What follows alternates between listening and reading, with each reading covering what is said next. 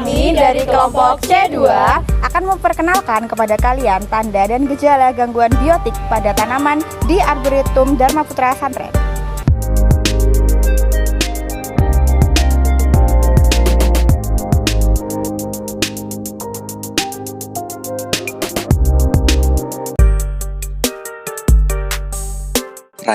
Rayap merupakan hama yang dapat menyerang tanaman di semua tahap pertumbuhan, mulai dari semai hingga tanaman dewasa.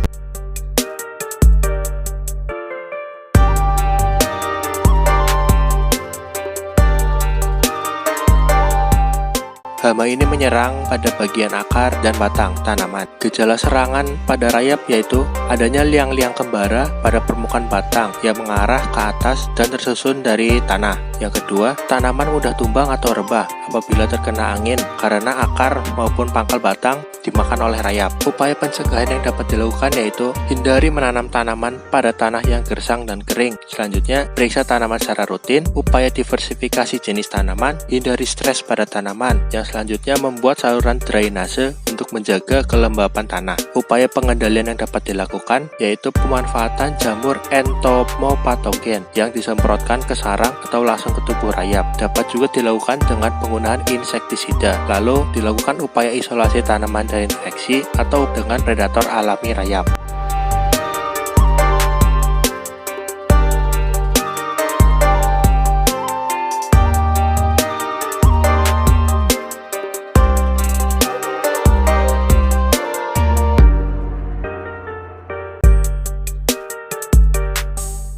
Gangguan biotik selanjutnya adalah tumbuhan pencekik. Tumbuhan pencekik yang kami berhasil temukan berasal dari spesies Ficus.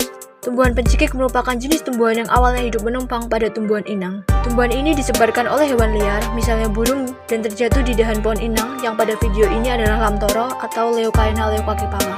Mekanisme pertumbuhan gulma ini yaitu tumbuhan pencekik tumbuh dari biji yang sudah disebarkan pada dahan atau sela-sela pohon. Tumbuhan pencekik kemudian akan mengambil makanan dari inangnya untuk bertahan hidup sebelum dapat bertumbuh sendiri. Akar tumbuhan pencekik kemudian akan semakin tumbuh ke bawah ke arah tanah. Lalu tumbuhan pencekik yang sudah mendapatkan tempat untuk tumbuh di tanah kemudian mendominasi tumbuhan inangnya mengakibatkan kematian. Pada akhirnya, tumbuhan pencekik akan tumbuh sebagai tumbuhan yang dapat hidup mandiri. Pada video ini, dapat terlihat tumbuhan pencekik sudah mulai turun menuju ke arah tanah dan tumbuh secara mandiri dari sebelumnya yang masih membelit inangnya. Pencegahan yang dapat dilakukan yaitu monitoring untuk memantau tumbuhan inang dan jika didapati adanya potensi munculnya tumbuhan pencekik bisa segera ditangani. Sementara pengendalian yang dapat dilakukan berupa pengendalian mekanis, yaitu mencabut langsung menggunakan tangan ketika masih muda, yaitu saat tumbuhan pencekik masih berupa semayan. Karena jika sudah terlalu tua, tumbuhan pencekik sudah berubah menjadi kayu yang kuat, yang mencengkram batang inang sehingga selalu dicabut dan dapat membahayakan pohon. Jamur akar putih. Serangan jamur akar putih umumnya disebabkan oleh jamur Rigidoporus microporus.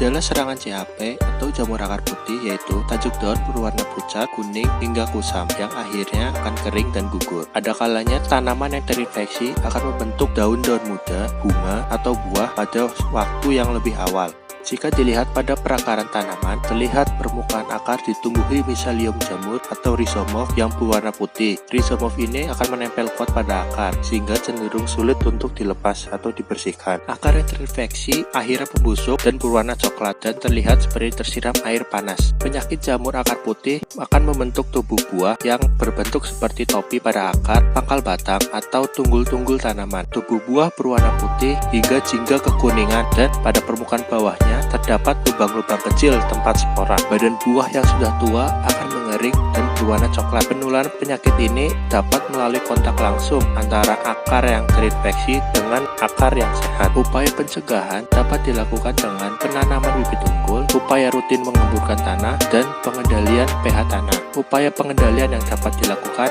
adalah dengan penggunaan biofungisida dan isolasi akar yang terinfeksi.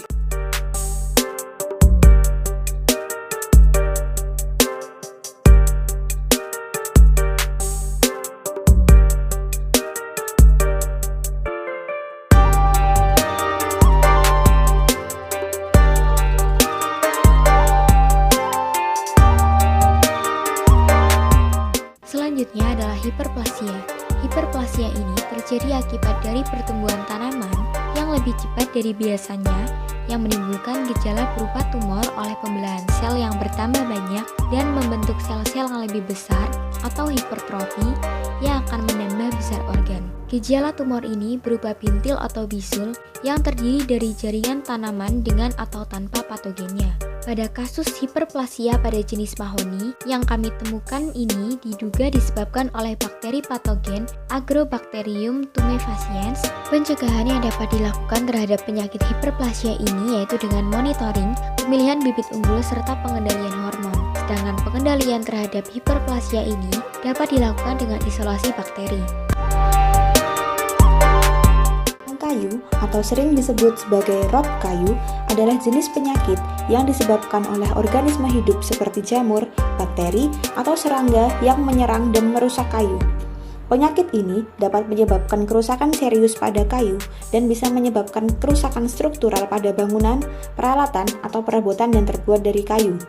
Beberapa tanda dan gejala dari penyakit biotik growong kayu antara lain: 1. Pembusukan kayu. Kayu yang terkena penyakit biotik growong kayu akan mengalami pembusukan, terutama di daerah yang lembab dan gelap. Kayu akan berubah menjadi lunak dan rapuh. 2. Penampilan jamur. Seringkali, jamur tumbuh di atas permukaan kayu yang terinfeksi dan memberikan tampilan berbulu, berwarna putih atau kekuningan, serta memiliki bau yang tidak sedap. 3. Lubang-lubang kecil.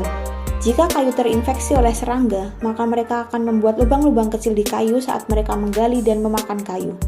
Penyakit biotik growong kayu dapat dicegah dengan beberapa cara. Di antaranya adalah dengan menjaga kebersihan lingkungan, menghindari kelembapan berlebihan pada kayu, dan melakukan perawatan dan pemeliharaan secara teratur. Jika terjadi infeksi, kayu yang terinfeksi harus segera dihapus dan diobati untuk menghentikan penyebaran penyakit.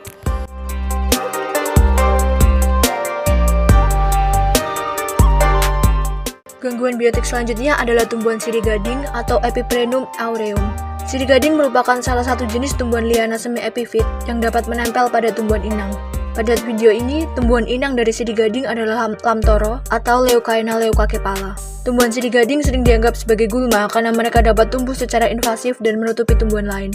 Sirih gading mempunyai dampak positif, yaitu dapat menghambat pertumbuhan gulma lain dan hama yang ada di sekitar pohon, karena tumbuhan sirih gading mengandung racun.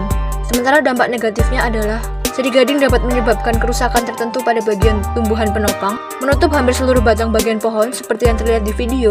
Seluruh batang bagian bawahnya tertutup dengan sirih gading, yang menyebabkan terjadi kompetisi cahaya matahari antara sirih gading dan juga tanaman inang.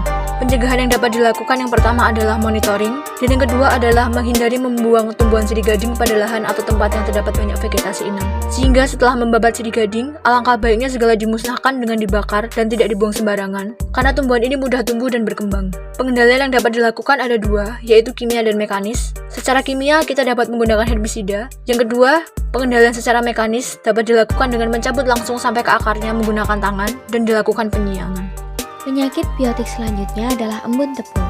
Gejala penyakit embun tepung ini didahului oleh percak putih pada daun bagian bawah. Percak putih tersebut seperti tepung yang merupakan kumpulan conidia dan conidiophore dari penyebabnya yang akan meluas ke seluruh daun. Gejala lainnya adalah daun sedikit menguning. Faktor yang mempengaruhi penyakit embun tepung antara lain suhu, kelembapan, dan sinar matahari. Dan mengeriting dengan tipe gejalanya adalah nekrosis. Pada kasus embun tepung pada jenis Mahoni Swietenia macrophylla yang kami temukan ini disebabkan oleh jamur Oidium tingitanium. Patogen ini membentuk lapisan jamur berwarna putih seperti beledu bertepung pada permukaan daun yang mana pada daun muda dapat menyebabkan perubahan bentuk. Penyakit embun tepung ini dapat dicegah dengan cara monitoring, pengaturan jarak tanam, dan meminimalisir naungan. Selain itu, penyakit embun tepung dapat dikendalikan dengan pemangkasan, isolasi, diberi fungisida, dan diletakkan di tempat yang terang dan terbuka.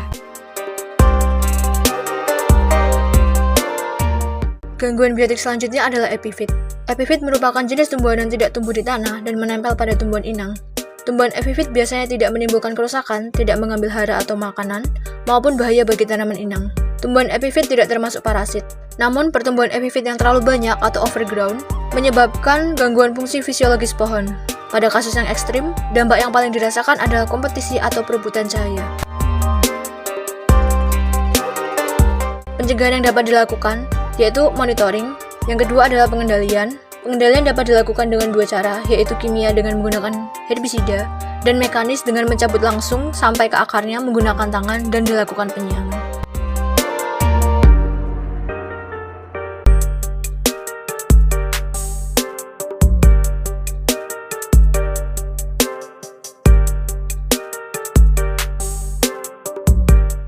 Bagworm merupakan hama yang merusak daun dan batang pohon. Seperti namanya, ciri khas dari hama ini adalah mempunyai kantong yang berfungsi sebagai tempat berlindung dari bagworm. Serangan hama ini terjadi di musim kemarau dan umumnya cenderung terhenti pada saat musim hujan. Hama ini menyerang pada saat fase larva dan serangan hama ulat kantong akan berhenti bila ulat ini sudah berkembang menjadi pupa dan kupu-kupu. Dalam mengetahui serangan hama ulat kantong dapat dilihat dengan gejala sebagai berikut. 1. Karena ulat ini menyerang lapisan daun bagian bawah, maka daun pada tanaman cenderung lama-kelamaan tampak seperti terawang. Yang kedua, klorofil daun habis, sehingga daun berubah warna menjadi merah kecoklatan. Yang ketiga, pada musim kemarau, daun-daun akan kering dan tanaman cenderung layu. Upaya pencegahan yang dapat dilakukan antara lain dapat dilakukan dengan diversifikasi jenis tanaman, rotasi jenis tanam, penggunaan bibit unggul, dan monitoring rutin. Sedangkan untuk upaya pengendalian dapat dilakukan dengan menggunakan insektisida dan memanfaatkan predator alami. Ulat daun adalah serangga yang sering menyerang tanaman dan dapat menyebabkan kerusakan pada tanaman dengan cara memakan daun dan jaringan lainnya. Beberapa contoh gangguan biotik yang dapat disebabkan oleh ulat daun antara lain defoliasi, infeksi bakteri, penyebaran virus, kehilangan hasil panen. Untuk mencegah gangguan biotik oleh ulat daun, penting untuk memperhatikan kebersihan lingkungan sekitar tanaman dan menggunakan teknik pengendalian hama yang tepat, seperti penggunaan insektisida alami atau bahan-bahan kimia yang aman bagi lingkungan. Selain itu, pemilihan varietas tanaman yang tahan terhadap serangan ulat daun juga dapat membantu mengurangi resiko kerusakan oleh ulat daun. Kumbang adalah serangga yang dapat menimbulkan gangguan biotik pada tanaman dengan cara memakan bagian-bagian tanaman seperti akar, batang, daun, buah, dan bunga. Contoh gangguan biotik yang dapat disebabkan oleh kumbang yaitu ada defoliasi, pengeringan, penyebaran penyakit, lalu ada kehilangan hasil panen. Untuk mencegah gangguan biotik yang disebabkan oleh kumbang, ada beberapa langkah yang dapat dilakukan, seperti memperhatikan kebersihan lingkungan sekitar, memiliki varietas tanaman yang tahan terhadap serangan kumbang, melakukan rotasi tanaman secara teratur, menghindari penanaman tanaman yang terlalu rapat, menggunakan insektisida alami atau bahan-bahan kimia yang aman bagi lingkungan. Selain itu, pemangkasan dan pembuangan bagian tanaman yang terinfeksi atau rusak juga dapat membantu mengurangi resiko serangan kumbang.